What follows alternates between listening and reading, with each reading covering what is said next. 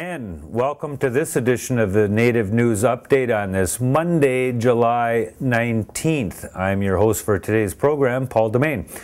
Many of the articles read here can also be found at our website at IndianCountryNews.com. So here are the news stories for the day from the Associated Press and other Native news sources.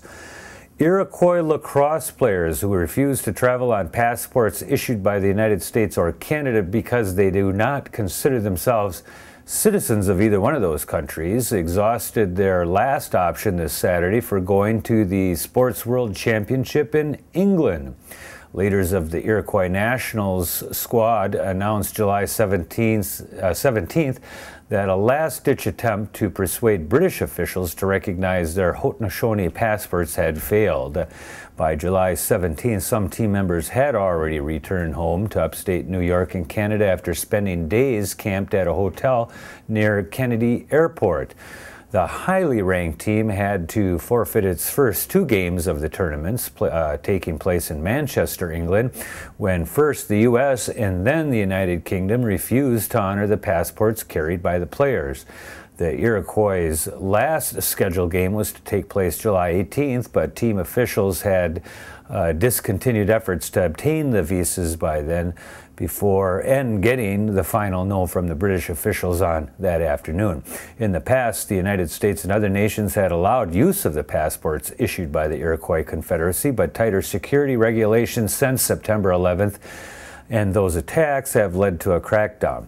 Team lawyer Tonya Gomelia Frischner said the fight will continue.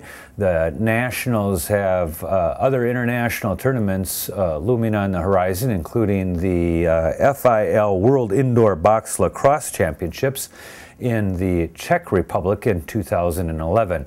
They hope to gain recognition for their travel documents by other nations by then, she said. Navajo lawmakers are set to take up an issue that long has been a source of controversy around the country: should judges be elected? Legislation on the Tribal Council's summer session that started today in Window Rock, Arizona, seeks to put that question before voters in November. If approved, 3 tribal Supreme Court justices and 17 District Court judges would be elected starting in the year 2012.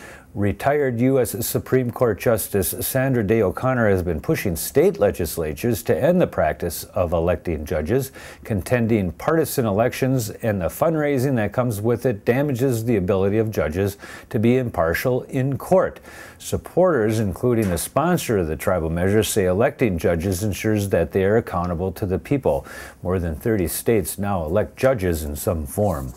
A federal appeals court in Denver, Colorado, has agreed to dismiss a lawsuit brought by the Muscogee Nation against the Oklahoma Tax Commission over cigarettes seized by the state.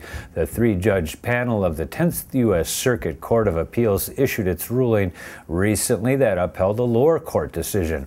Commission agents directed state troopers to stop tribal trucks and seize $107,000 worth of cigarettes without state tax stamps in May of 2009.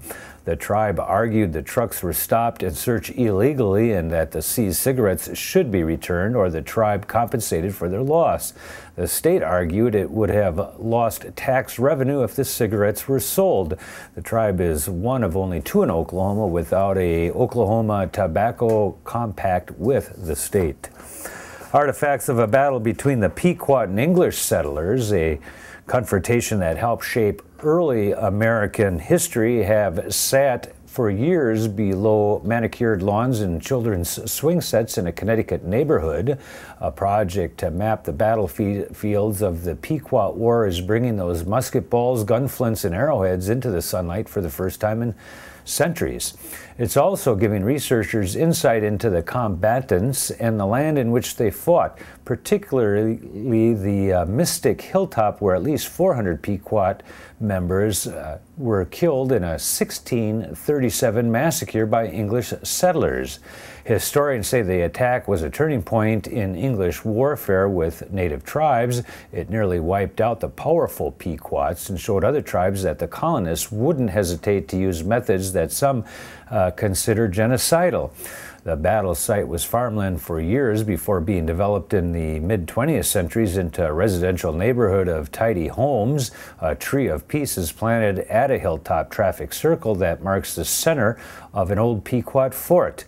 This summer, teams of researchers are securing the Oliver's yard with metal detectors, notebooks, small shovels, and other archaeological tools as the yard is dug up and sifted. The New Mexico Route 66 motor tour gets underway later this month. The Route 66 Association of New Mexico expects up to 150 vehicles, classic to contemporary, to travel from Tucumcari to Gallup, New Mexico. Communities along the route have planned festivities ranging from car shows to sidewalk sales to barbecue cook-offs. The tour starts July 23rd in Tucumcari, then heads west to Albuquerque the next day following the old Route 66 alignment. The tour then will head into Gallup, New Mexico on July 25th, where it concludes with tribal dances and awards and other events. The president of the Route 66 Association of New Mexico, Vicky Ashcraft, says the idea is to promote tourism by showcasing New Mexico's segment of what was called the Mother Road.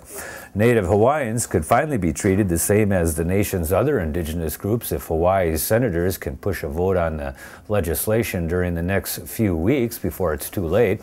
Unless the U.S. Senate votes before this fall's elections, changing the political climate in Washington, D.C., it could take years, if ever, to again line up so much support for a Native Hawaiian government called a nation within a nation. Hawaiians are the last indigenous people in the United States who haven't been granted federal recognition, a right already extended to Alaskan Natives and Native American tribes in the lower 48. The legislation would start negotiations for a new Native Hawaiian government and the land, money, and power that comes with it. Supporters of the bill say now is their best hope for passage because it has the support of Hawaii-born President Barack Obama, powerful Hawaii Democratic Senator Daniel Inouye, and Congress's Democratic majority. Also, Republican Governor Linda Lingle last week jumped on board after it was amended, and she is urging GOP senators to do so as well. And check out some of the Honor the Earth and Prairie Island powwow videos that we're putting up there in the live stream channel at www.livestream.com/IndianCountryTV, and enjoy them. Thank you for joining with us. Stop by again soon. Miigwech.